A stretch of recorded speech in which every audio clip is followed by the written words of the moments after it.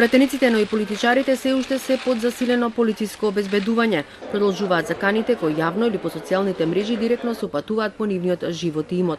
Под заштита се 80 пратеници кои гласаат за потребата од уставни измени, но и партиски функционери.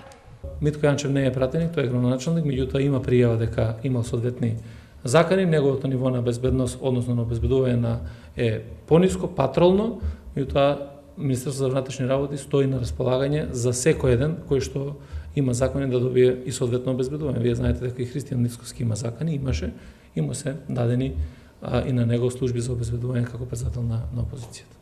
Министерката за правда Рената Тренеска-Десковска тврди дека заканите се резултат на организирани действија и дека е неопходно за ова прашање да се дискутира на политичко ниво.